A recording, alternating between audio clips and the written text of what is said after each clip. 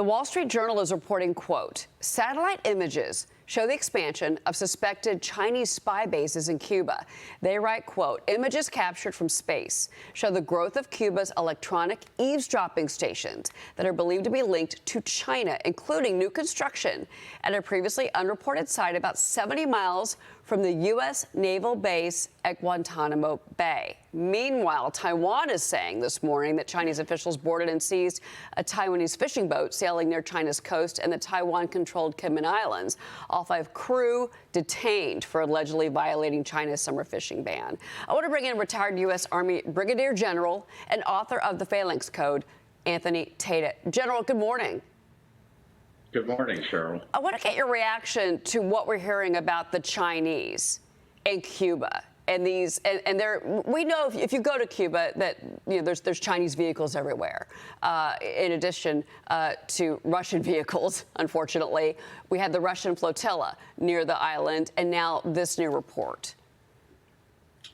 Yeah, Cheryl, I think it's just this overall weakness that the Biden administration demonstrates globally on a daily basis, where you can have 4 Russian ships patrol right through our waters, right into port there in Havana. You can have the Chinese expanding and growing listening bases, not only near Guantanamo Bay, but just across the water is the JIATF South is what it's called, the Joint Interagency Task Force South in Key West, which is a major counter-drug operation with all kinds of intelligence flowing in and out of there.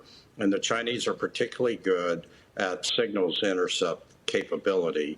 So you have the balloons flying across, you have the Cuba, where they're setting up and expanding listening bases, and then you've got what's going on in Taiwan. I really see that, Cheryl, as more of a routine.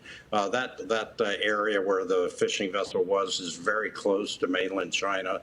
I'm not sure that that's provocative in any way. I think probably the Coast Guard was taking precautions there with respect to Taiwanese pressing into Chinese waters. Thank you for that perspective. I appreciate that.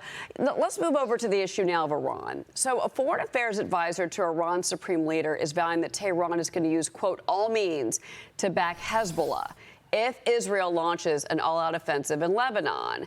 In an interview with the Financial Times yesterday, he said all Lebanese people, Arab countries, members of the AXES of resistance, will support Lebanon against Israel. There would be a chance of expansion of the war to the whole region, in which all countries, including Iran, would become engaged. Your thoughts on this new news?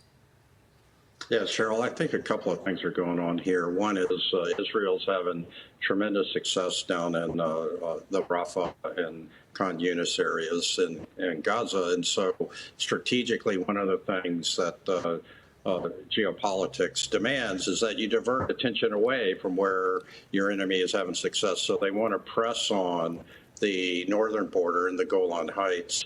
And there's already been a lot of skirmishes up there. There's, if you recall, Israel killed a bunch of Iranian and Hezbollah leaders in Damascus region in Syria. So, and it's all connected up there. I've been up in the Golan Heights. It's very vulnerable, but it's very defendable as well. And so it's not a change of policy that Iran's saying we're going to support Hezbollah.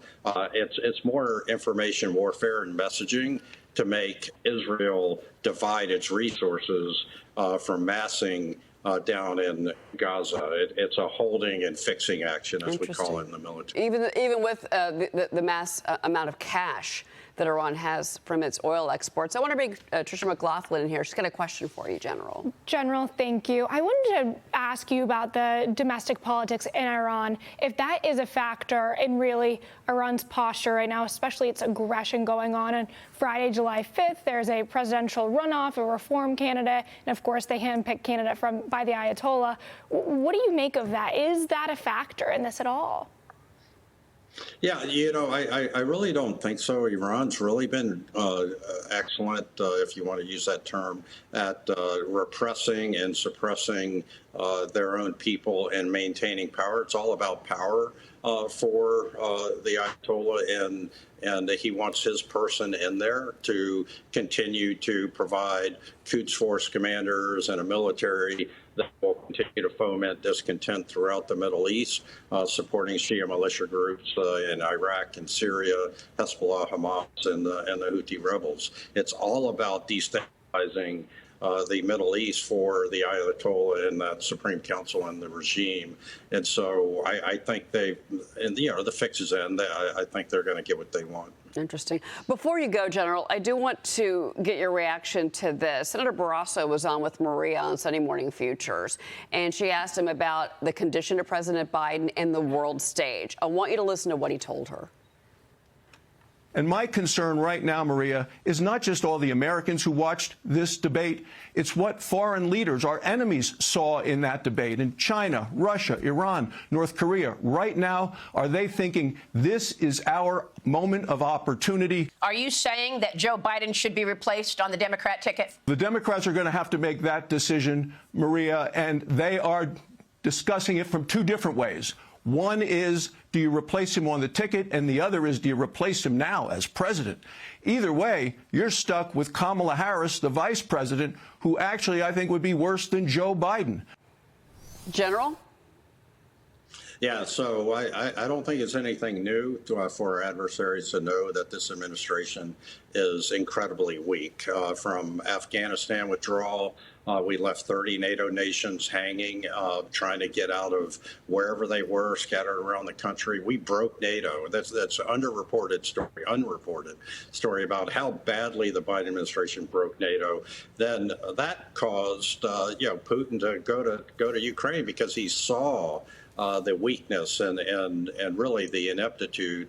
And then we missed the October 7th raid, the intelligence. How did we miss that intelligence? Because we have intelligence sharing agreements with Israel and the border. How is the border going to manifest itself in a bigger way? And it's already in a big way with these women that have been killed and raped and all the other crime that's being fomented. So it's just 3.5 years of wandering foreign and domestic policy based upon really an individual that is not fully there. So what you've got is the administrative state, unelected administrative state, and I've been served at the highest levels there in DOD, and they are running the show, and they're grinding their own axes. They're doing what they want to do with their political agendas and all of that. And their number one goal, the Biden administration's number one goal, is to maintain power right now.